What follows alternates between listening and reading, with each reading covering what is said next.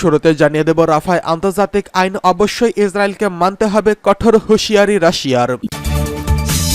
জানিয়ে দেব, গাজায় ত্রাণ প্রবেশের জন্য ক্রসিং খুলে দিল ইসরায়েল। এছাড়া রয়েছে ইউরোপের বিভিন্ন বিশ্ববিদ্যালয়গুলোতে ইসরায়েল বিরোধী ব্যাপক বিক্ষোভ চলমান। জানিয়ে দেব, তাইওয়ানকে শাস্তি দিতে চীনের যৌথ মহড়া শুরু। সর্বশেষ রয়েছে খার্কিবে রাশিয়ার বোমা হামলায় 4 জন নিহত। রাফায় আন্তর্জাতিক আইন অবশ্যই মানতে হবে, ইসরায়েলকে হুঁশিয়ারি মস্কোর। ফিলিস্তিনের অবরুদ্ধ গাজা ভূখণ্ডে রাফা ক্রসিং নিয়ন্ত্রণ নিয়েছে ইসরায়েল। যত দ্রুতই সম্ভব এই অঞ্চলে অভিযান শুরু করা হবে বলে হুমকি দিয়েছে দখলদার রাষ্ট্রটি। তবে ইসরায়েলকে আন্তর্জাতিক আইন মানার কথা বলছে রাশিয়া।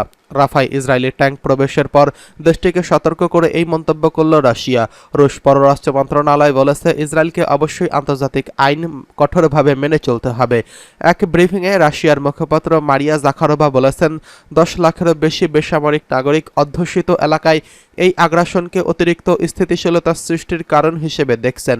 এই কারণে আমরা আন্তর্জাতিক আইনের বিধানগুলো কঠোরভাবে পালনের দাবি জানাচ্ছি।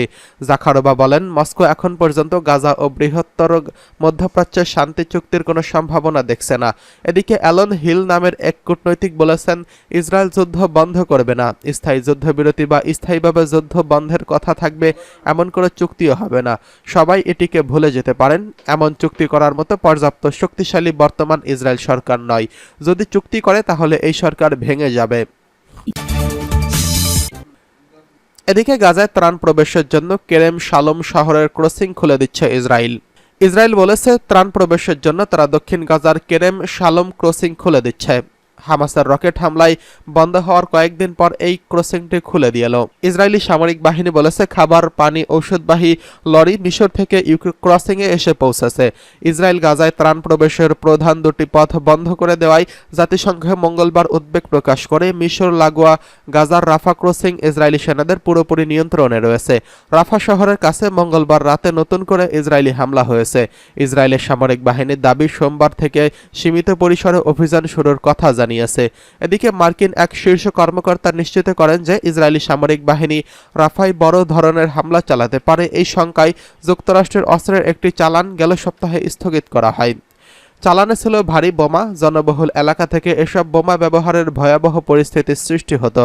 গাজায় হামাসের বিরুদ্ধে যুদ্ধে 7 মাসে গিয়ে গড়ালো। এখন ইসরায়েল বলেছে, রাফা দখল ছাড়া যুদ্ধে জয় অসম্ভব। রাফায় 10 লাখেরও বেশি বাস্তুচ্যুত ফিলিস্তিনি আশ্রয় নিয়েছেন। জাতিসংঘ সহ পশ্চিমা দেশগুলো সতর্ক করেছে যে সর্বাত্মক হামলার মানবিক পরিণতি বিধ্বংসী হতে পারে। গাজায় ত্রাণ প্রবেশের ক্ষেত্রে প্রধান পয়েন্ট হলো কেরেম শালোম এবং রাফা থেকে হামাসের ছোড়া রকেট। 4 ইসরায়েলি সেনারা প্রাণ গেলে ইসরায়েলের রোববার এটি বন্ধ করে দেয়। বুধবার সকালে ইসরায়েলি সামরিক বাহিনী বলেছে, তারা আন্তর্জাতিক সংস্থাগুলোকে কেরেম শালোম খুলে দেওয়ার জন্য বিষয়টি জানিয়েছেন। সামরিক বাহিনী আরও বলেছে, তারা সম্প্রতি উত্তর গাজার ইরেস ক্রসিং খুলে দিয়েছে। এদিকে ইউরোপের বিশ্ববিদ্যালয়গুলোতে ইসরায়েল বিরোধী বিক্ষোভ। বার্লিনের ফ্রি ইউনিভার্সিটির প্রাঙ্গণে ফিলিস্তিনপন্থী বিক্ষোভকারীদের সরিয়ে দিয়েছে বার্লিন পুলিশ। গতকাল থেকে এই প্রাঙ্গণে অবস্থান নিয়েছে কিছু বিক্ষোভকারী। গাজা যুদ্ধকে কেন্দ্র করে ইসরায়েলের সঙ্গে একাডেমিক সম্পর্ক ছিন্ন করার আহ্বান জানিয়ে আসছিল। পুলিশ লাউড স্পিকারে শিক্ষার্থীদের ক্যাম্পাস ছেড়ে যাওয়ার আহ্বান জানান, কিন্তু এতে আন্দোলনরত শিক্ষার্থীরা সাড়া না দিলে শক্তি প্রয়োগ করে পুলিশ। এক পর্যায়ে পুলিশ ও বিক্ষোভকারীদের মধ্যে ধস্তাধস্তি শুরু হয়। এ সময় পুলিশ কয়েকজন ছাত্রকে সরিয়ে নিতে পিপার স্প্রে অর্থাৎ মরিচের গুঁড়ার স্প্রে ব্যবহার করে। এদিকে জার্মান কয়েক শহর লিপজিগ বিশ্ববিদ্যালয়ে তাঁবু টানিয়ে বিক্ষোভ করে বিক্ষুব্ধ শিক্ষার্থীরা। এদিকে নেদারল্যান্ডের ইউনিভার্সিটি অফ আমস্টারডামে পুলিশের অভিযানে বিশৃঙ্খলা সৃষ্টির অভিযোগে 169 জনকে বিক্ষোভকারীকে আটক করে পুলিশ। ফিলিস্তিনি স্বাধীনতা ও বিশ্ববিদ্যালয় কর্তৃপক্ষের সঙ্গে ইসরায়েলি কোম্পানিগুলোর সঙ্গে ফিলিস্তিনের বিশ্ববিদ্যালয় স্বাক্ষরিত সব চুক্তি বাতিলের দাবিতে 1 সপ্তাহ আগে আন্দোলন শুরু করেছিলেন বিশ্ববিদ্যালয়টির ফিলিস্তিনপন্থী শিক্ষার্থীরা। মার্কিন শিক্ষার্থীদের মতো তারা ক্যাম্পাস চত্বরে অস্থায়ী তাঁবু ঘাঁটিয়ে অবস্থান করছিলেন। স্থানীয় সময় সোমবার ক্যাম্পাসে আন্দোলনকারীদের তাঁবু বুলডোজার দিয়ে তছনছ করে দেয় পুলিশ। পরে বিশ্ববিদ্যালয় প্রশাসন থেকে দেওয়া এক বিবৃতিতে বলা হয়েছে, ইউনিভার্সিটি অব আমস্টারডাম সবসময় শান্তিপূর্ণ আন্দোলনের পক্ষে অবস্থান করে, কিন্তু আন্দোলনের নামে সহিংসতা সমর্থনযোগ্য নয়। পুলিশি অভিযানের পরের দিন আমস্টারডাম শহরের বিভিন্ন প্রান্ত থেকে আন্দোলনকারী শিক্ষার্থীদের প্রতি সংহতি জানিয়ে বিক্ষোভ মিছিল বের হয়। শত শত মানুষ এসব মিছিলে যোগ দেন। মিছিলগুলো আমস্টারডাম বিশ্ববিদ্যালয় ক্যাম্পাসে পৌঁছে শিক্ষার্থীদের সঙ্গে মিলে সড়ক অবরোধ করে বিক্ষোভ শুরু করেন। এ সময় পুলিশ ও বিশৃঙ্খলা সৃষ্টির অভিযোগে বিশ্ববিদ্যালয় ক্যাম্পাস ও আশপাশের এলাকা থেকে 169 জনকে আটক করা হয়। এছাড়া অস্ট্রিয়ার ভিয়েনা বিশ্ববিদ্যালয়, ফিনল্যান্ডের হেলসিঙ্কি বিশ্ববিদ্যালয়, ডেনমার্কের কোপেনহেগেন বিশ্ববিদ্যালয়, ইতালির বোলাগোনা বিশ্ববিদ্যালয় এবং স্পেনের ভ্যালেন্সিয়া বিশ্ববিদ্যালয় ক্যাম্পাসে ফিলিস্তিনের স্বাধীনতার দাবিতে এবং গাজা যুদ্ধ বন্ধের দাবিতে বিক্ষোভ করে আসছে। এদিকে 200 জনেরও বেশি অক্সফোর্ড শিক্ষাবিদ বিক্ষোভকে সমর্থন করে একটি খোলা চিঠিতে স্বাক্ষর করেছেন। প্যারিসে ছাত্র সংগঠনগুলো ফিলিস্তিনিদের প্রতি সংহতি প্রকাশের জন্য মঙ্গলবার সমাবেশের আহ্বান জানায়। এদিন প্যারিস ইউনিভার্সিটি অফ পলিটিক্যাল স্টাডিজের একটি ভবন থেকে কয়েক ডজন ছাত্রকে পুলিশ শান্তিপূর্ণভাবে সরিয়ে দিয়েছে। এদিকে তাইওয়ানকে শাস্তি দিতে চীনের যৌথ মহড়া। তাইওয়ানকে বিচ্ছিন্নতাবাদীদের কার্যকলাপের কঠোর শাস্তি হিসেবে দ্বীপটির চারপাশে ব্যাপক সামরিক মহড়া শুরু করেছে চীন।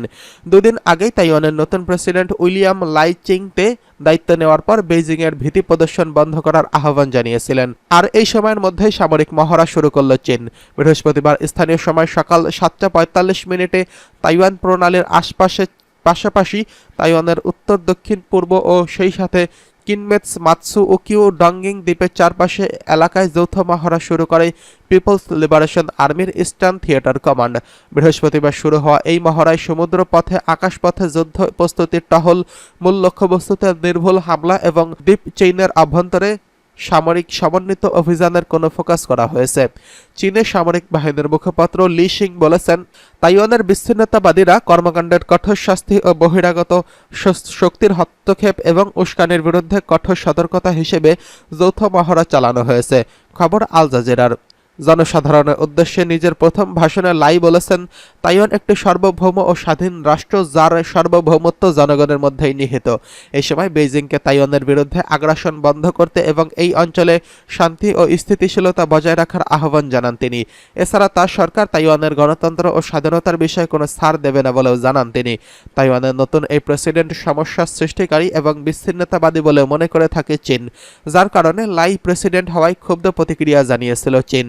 কাজাখস্তানে সাংহাই প্রতিযোগিতা পররাষ্ট্র সংস্থার মন্ত্রীদের সঙ্গে বৈঠকে চীনের পররাষ্ট্রমন্ত্রী ওয়াং ই বলেছেন, তাইওয়ানকে মাতৃভূমিতে ফিরিয়ে আনা থেকে বেইজিংকে কেউ আটকাতে পারবে না।